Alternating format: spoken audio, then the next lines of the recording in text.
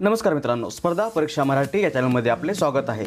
April महिन्यातल्या चालू घडामोडीवरचा हा आपला 15वा व्हिडिओ आहे। यापूर्वीच्या सगळ्या व्हिडिओच्या लिंक खाली डिस्क्रिप्शन बॉक्समध्ये दिलेल्या आहेत, त्यावर क्लिक करून तुम्ही यापूर्वीचे सगळे व्हिडिओज पाहू शकता। व्हिडिओ आवडले तर व्हिडिओ लाईक करा, चॅनलला आतापर्यंत सबस्क्राईब केलं नसेल तर चॅनलला सबस्क्राईब करा। आता आपण आजचा व्हिडिओ सुरू करूयात। आजचा आपला पहिला प्रश्न आहे, खालीलपैकी कोणता दिवस जागतिक पृथ्वी दिवस म्हणून साजरा करण्यात येतो? उत्तर आहे पर्याय क्रमांक 2 22 एप्रिल। 22 एप्रिल हा दिवस 1970 या वर्षापासून दरवर्षी पर्यावरण संरक्षणाचे समर्थन करणे व प्रबोधन करणे या उद्देशाने जागतिक पृथ्वी दिवस म्हणून साजरा करण्यात येतो। यालाच जागतिक वसुंधरा दिवस असंही म्हटलं जातं। उत्तर आहे पर्याय क्रमांक 2 22 एप्रिल।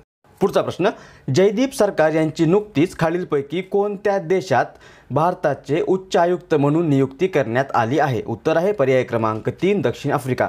जयदीप सरकार यांची नुकतीच दक्षिण आफ्रिका या देशामध्ये भारताचे उच्चायुक्त म्हणून नियुक्ती करण्यात आलेली आहे। दक्षिण आफ्रिका मॅपमध्ये बघा, हा आहे दक्षिण आफ्रिका। दक्षिण आफ्रिकेची राजधानी केपटाऊन। दक्षिण आफ्रिकेचे सध्याचे राष्ट्रपती आहेत सिरिल रामापोसा आणि हे सिरिल रामापोसा हे भारतामध्ये 26 जानेवारी 2019 म्हणजे 2019च्या प्रजासत्ताक दिनाचे प्रमुख पाहुणे म्हणून उपस्थित होते। हे आहेत दक्षिण आफ्रिकेचे राष्ट्रपती सिरिल रामापोसा आणि दक्षिण आफ्रिकेचे चलन आहे रेंड।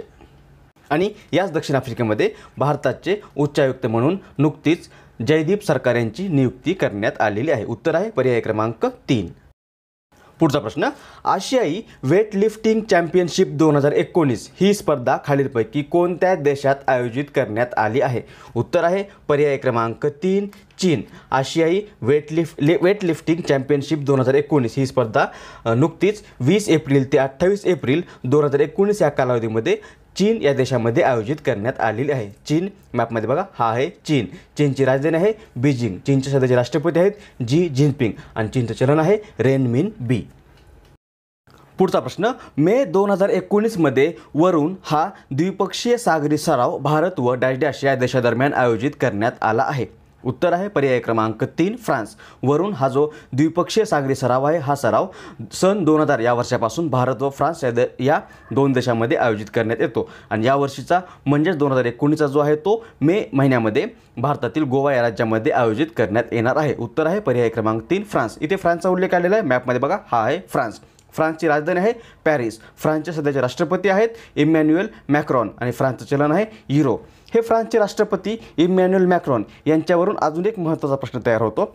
या फ्रान्सचे राष्ट्रपती इमॅन्युएल मॅक्रॉन आणि भारताचे पंतप्रधान नरेंद्र मोदी यांना UN म्हणजे युनायटेड नेशन्सचा किंवा संयुक्त राष्ट्राचा पर्यावरणासंबंधी एक महत्त्वाचा पुरस्कार चॅम्पियन्स ऑफ द अर्थ 2018 हा प्रदान करण्यात आलेला आहे। या दोघांना इमॅन्युएल मॅक्रॉनला आणि भारताचे पंतप्रधान नरेंद्र मोदींना। हाही मुद्दा आपण इथे लक्षात ठेवूयात।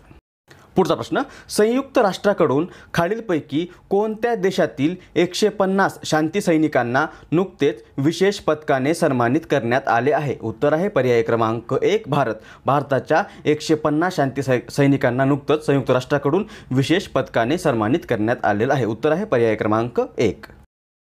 नेक्स्ट, INVPN बिलॅट X 2019 हा संयुक्त सागरी सराव नुकताच खालीलपैकी कोणत्या देशादरम्यान संपन्न झाला आहे? उत्तर आहे पर्याय क्रमांक 3 भारत व व्हिएतनाम। हा जो संयुक्त सागरी सराव आहे INVPN BILAT EX 2019 हा संयुक्त सागरी सराव नुकताच 13 एप्रिल ते 16 एप्रिल 2019 या कालावधीमध्ये भारत व व्हिएतनाम या दोन देशांच्या नौसेनेमध्ये आयोजित करण्यात आला होता। उत्तर आहे पर्याय क्रमांक 3 भारत व व्हिएतनाम। व्हिएतनाम मॅपमध्ये बघा, हा आहे व्हिएतनाम। व्हिएतनामची राजधानी आहे हनोई। व्हिएतनामचे सध्याचे राष्ट्रपती आहेत डुएन फू त्रोंग आणि व्हिएतनामचं चलन आहे डोंग।